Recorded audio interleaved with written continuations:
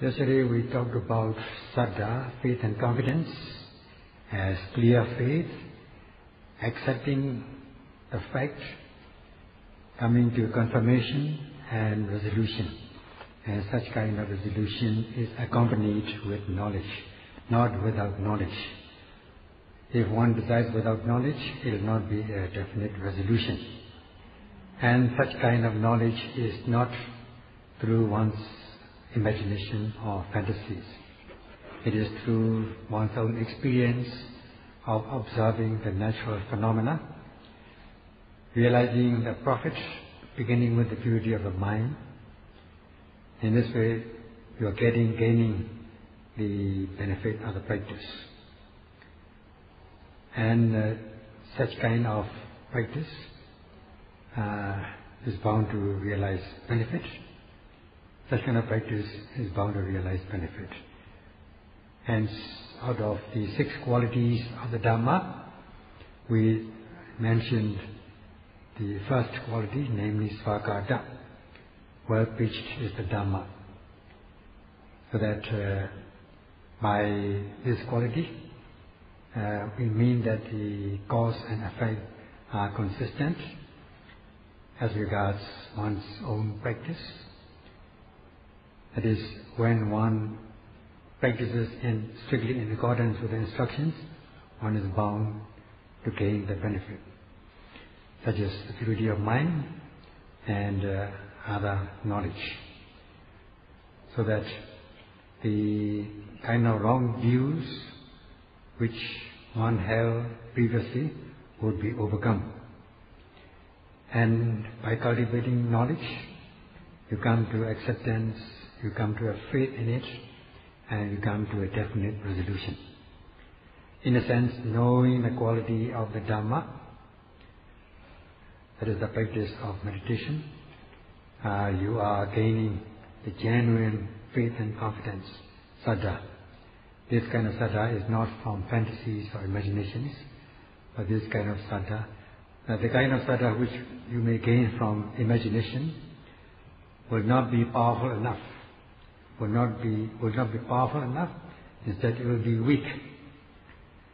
So, realizing with one's own personal experience the quality of the object of faith, known as Saddha, with one's own personal experience, one comes to definite acceptance, confirmation, and resolution. And this kind of thing happens only in Buddhism. When you have genuine precious stones like ruby or diamond, you know that it is genuine, and you come to a definite acceptance and resolution that this is it, by studying it, and this is a correct faith and confidence. Only when the Saddha, the object of faith, is genuine, when it has this quality of faith, then only it will be worth believing it. Otherwise, as regards fake ones, you will not, because they are not correct, you will not have correct faith, because the object of faith is not correct. So too in the Dhamma, the Saddha Vrittu, the object of faith, has the genuine quality. If, on the other hand, this object of faith, so-called object of faith, has no quality, and even it has a quality, if it is just nominal quality, then you will not be able to cultivate faith, the genuine faith and confidence.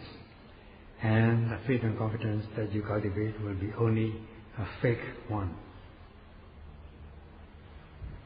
Nowadays, even in the Buddha Sasana, there are many things to be careful about, such as the pagoda is radiating some radiances, illuminations, and also the relics of the Buddha are giving some power, magic, and things like that.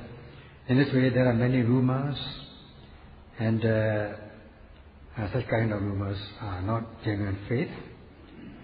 Those who are not reasonable enough, they cannot reason, so they may have faith in it, they may believe it. And also there are things like the celestial, the superhuman beings taking refuge or listening or going after the guidance of the non-human beings or celestial beings. And such things are not genuine faith and confidence. And also other denominations have their own Buddha, Dhamma, to pay respect to pay homage. And as we said yesterday about the question and answer between this house father, who was the disciple of one Ajiva, and Venerable Ananda. We should try to investigate and analyze our faith and confidence by this question and answer, such as the house father asked these three questions, namely, whose doctrine is well taught, that is the first one, and who are perfectly rightly practiced or conducted in the world, that is the second one, and the third one is who are welfarers, or who are those who are well done. In this way, three questions are posed to Elder Venerable Ananda, and the latter responded by asking the house father questions. And in this way, we can study these questions and answer and try to analyze our faith and confidence.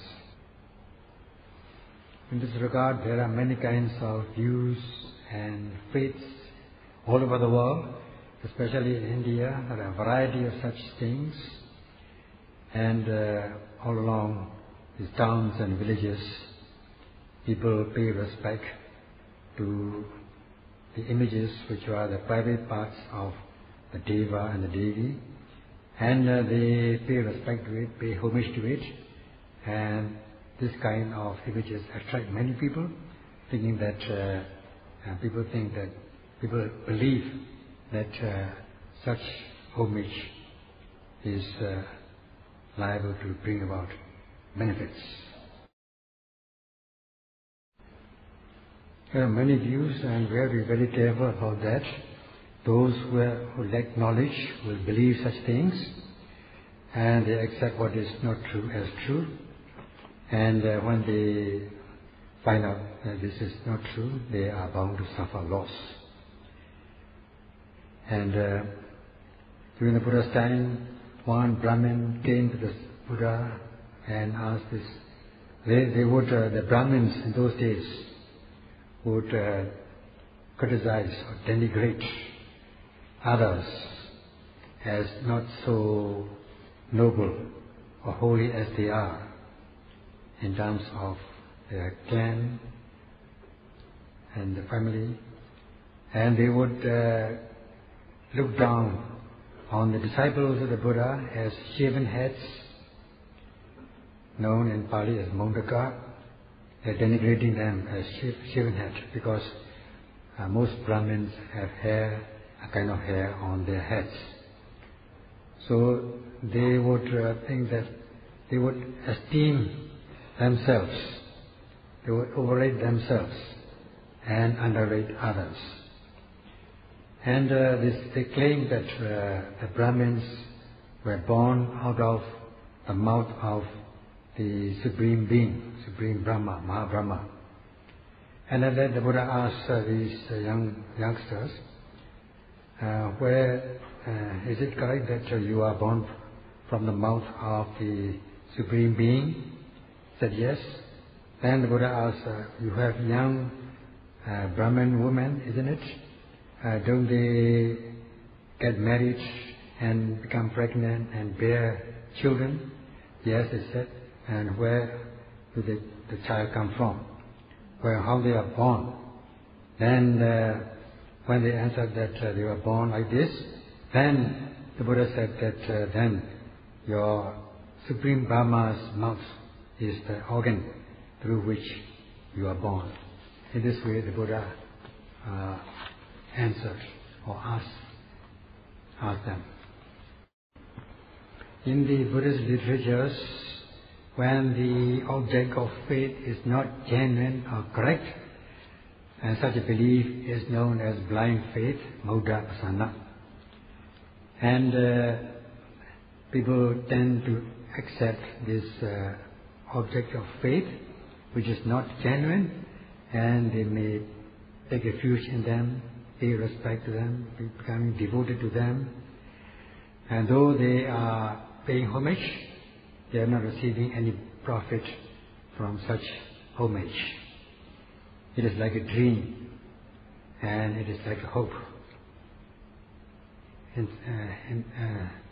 a way, they are not able to overcome, or they will not conduce to the lessening or weakening of the afflictive emotions, such as greed, hatred and delusion, by abstaining, preventing and overcoming and eradicating.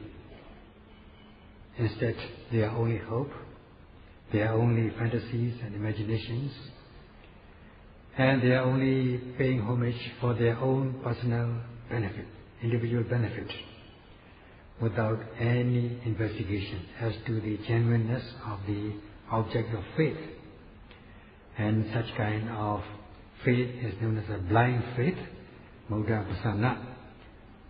In the Buddhist literatures, it is known as Micchādhimokkhā, wrongful resolution of faith. Of such kind of faith which is not based on the genuineness of the object of faith is fake faith, fake Saddha.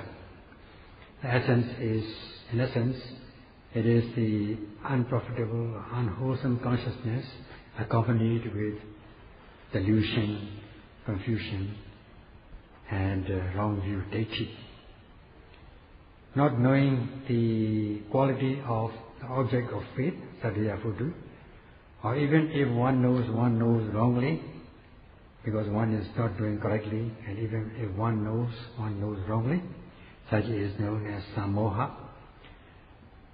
Not knowing the quality of the Dhamma, quality of Dhamma in respect of the cause and condition, instead of knowing it with the practice of Satipatthana, if one is maybe knowing with own fantasies or imaginations, such as holding the view of causelessness. And even if one holds the view of the presence of cause, one may not be holding the view of the relevancy of cause and effect,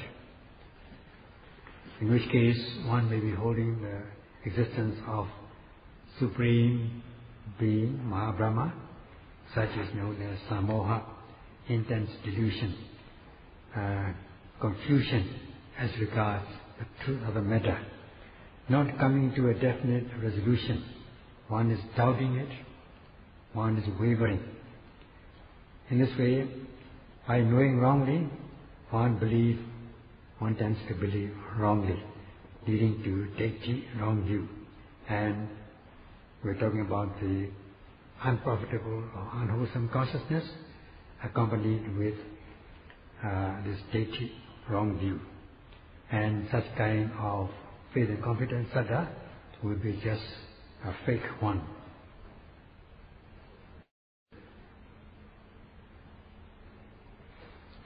And knowing the quality of this object of faith, Saddha, even in a small way or in a large way, or in knowing fully, then one comes to believe it, comes to definite confirmation. Such is known as Saddha Dimokha, the genuine, resolute faith. And it is very important to reach this stage. However, when one is too much investigative, or one tries to investigate too much on the nature of Saddha, the object of faith, then one may not be able to come to definite resolution, definite decision.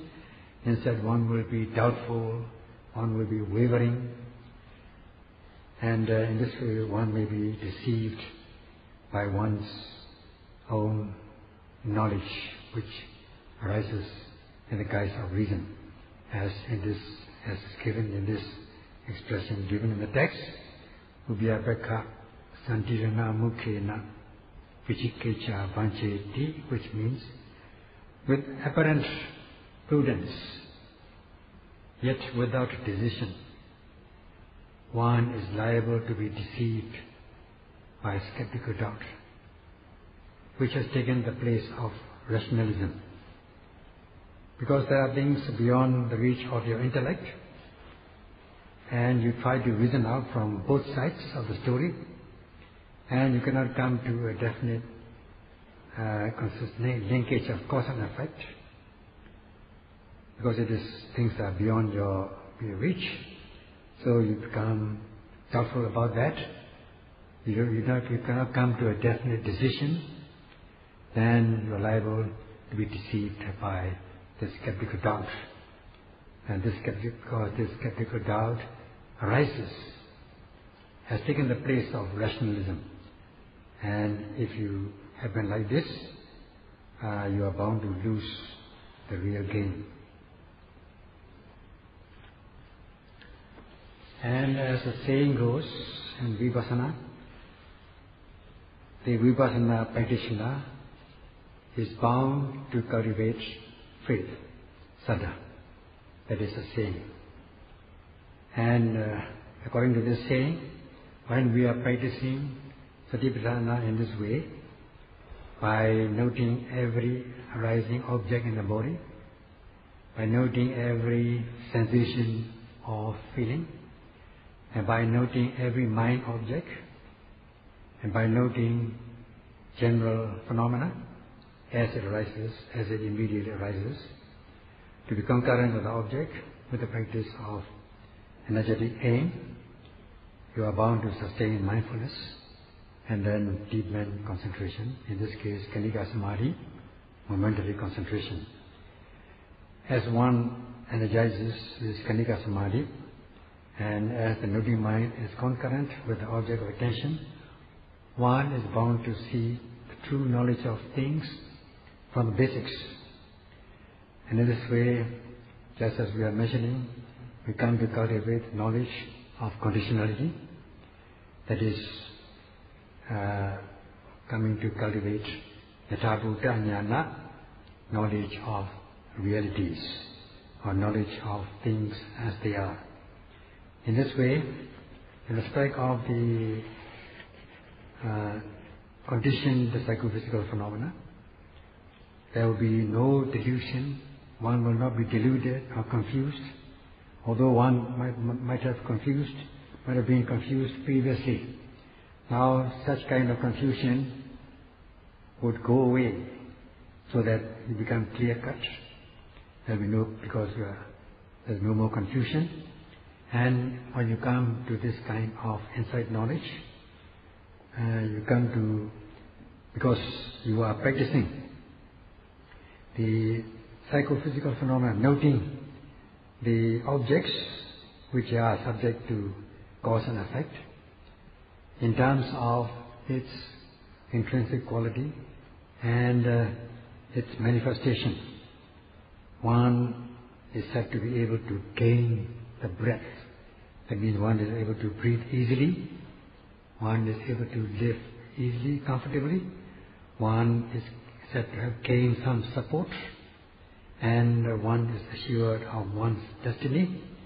In that stage, one has been praised as a lesser Sorapanna.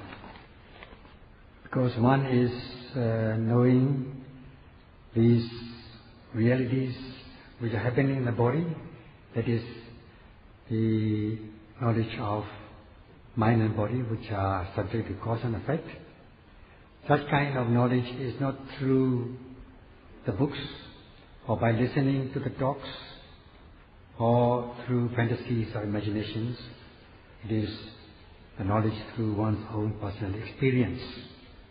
Hence the quality of the Dhamma as Paṇḍitiko, that is, with the practice one is bound to realize the result of the practice. Now we are practicing the Satipatthana. We are believing with our own practice by cultivating knowledge. And once we know the conditionality of mind and body, you come to a definite decision that life after all is the process of cause and effect and nothing else. And there will be no view of causelessness, there will be no view of the presence of Creator, because one is knowing the relevancy of cause and effect, the linkage of cause and effect in this way, which flows like a current. One's knowledge becomes very clear-cut. There will be no delusion. Hence, the Vipassana practitioner is liable to cultivate faith and confidence. That is the same. By accepting this conditionality of mind and body, one is cultivating faith and confidence, Saddha. Previously one may be taking refuge in certain supreme beings, Mahabrahma, and so on. One may be afraid of being punished if one is not paying respect, and also one may be thinking that if one pays respect, one will gain something. That such belief may be occurring previously.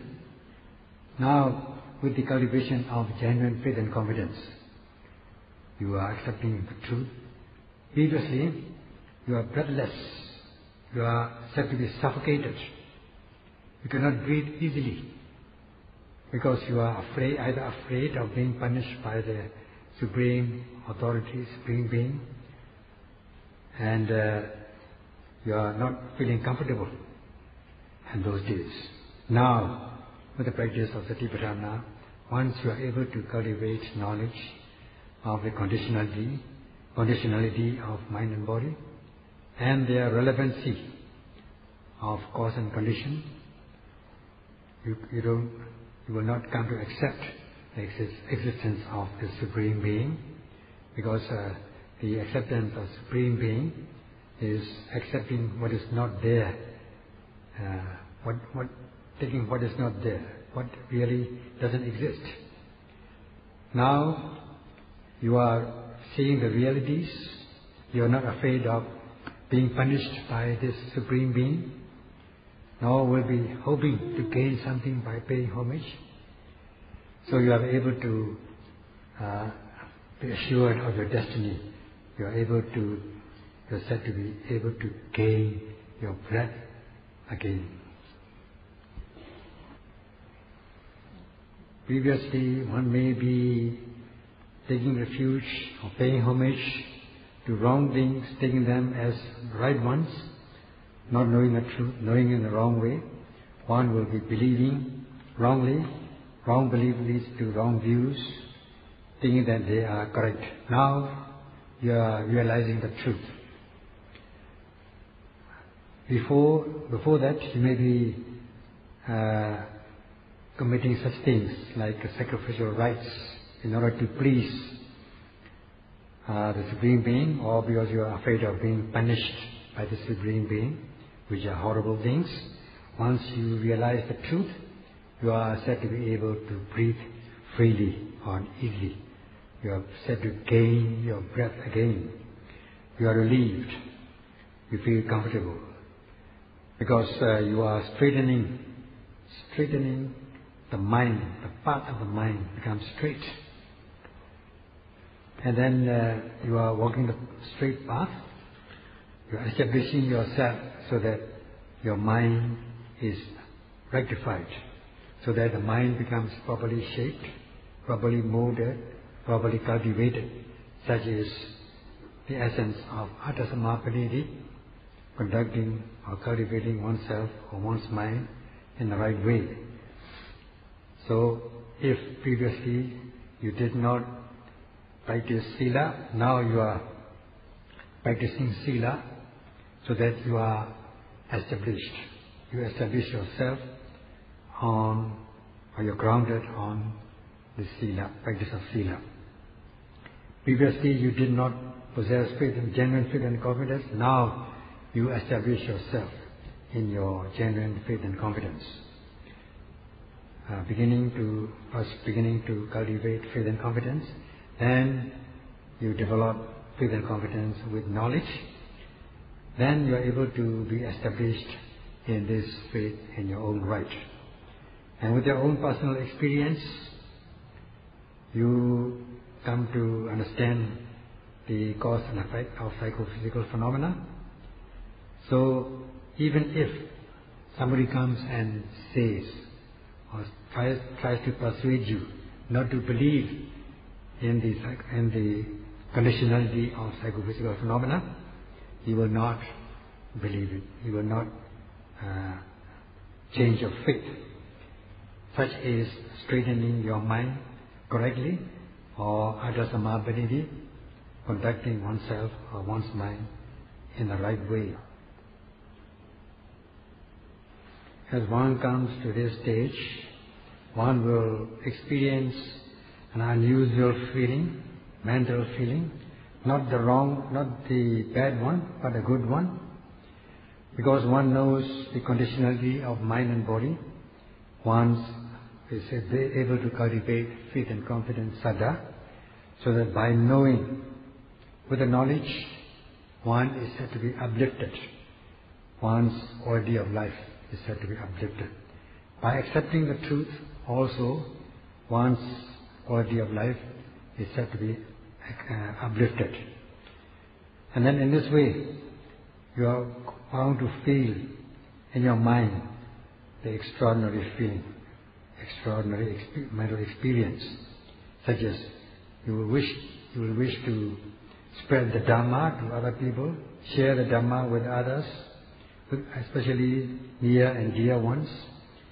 And because, I have known this, so why not let my friends or my relatives know these things?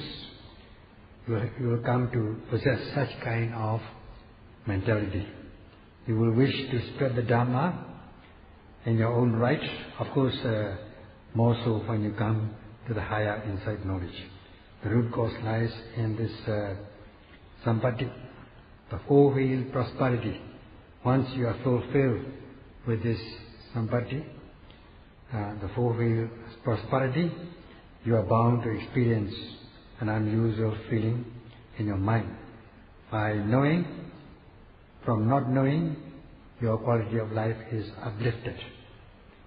And in this way, there will be no more doubts or wavering.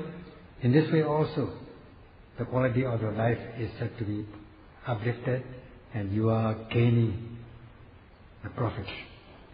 So, by being fulfilled with this four-wheeled prosperity, very soon you are bound to experience unusual feelings in your mind.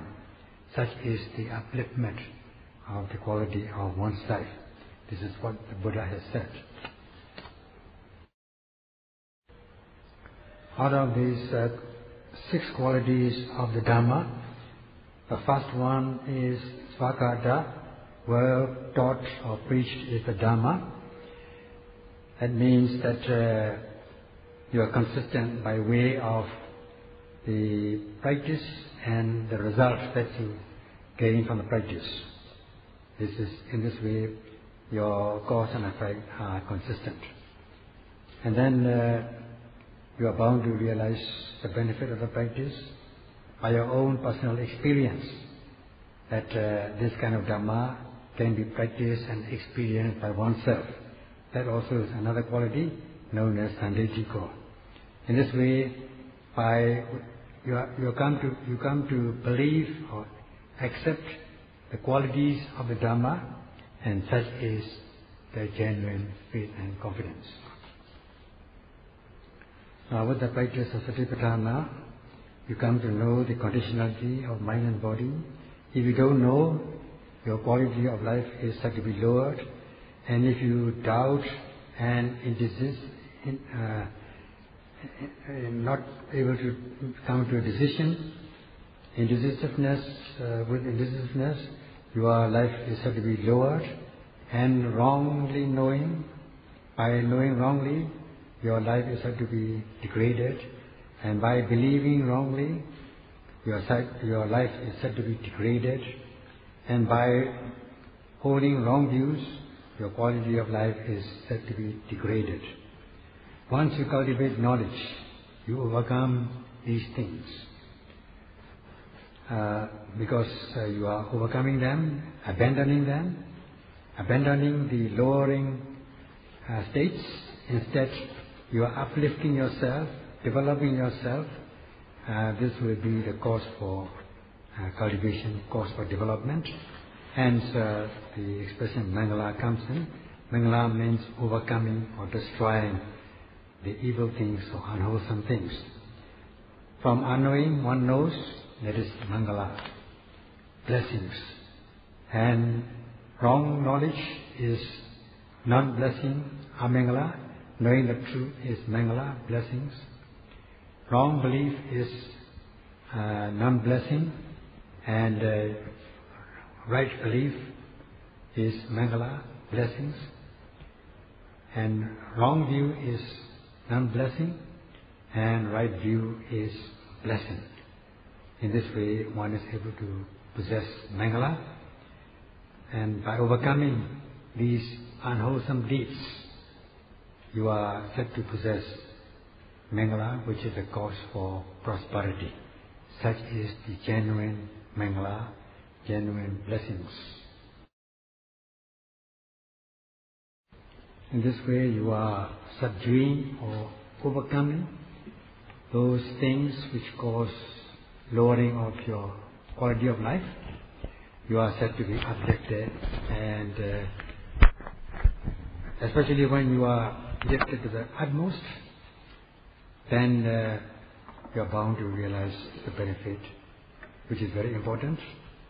And as has been said in the beginning of this discourse, with the Satipatthana practice, the Satipatthana practice is something which is essential, because it fulfills 4 factors, namely that it has to be done by yourself, not through another person, and this is something which you need to do as a compulsory.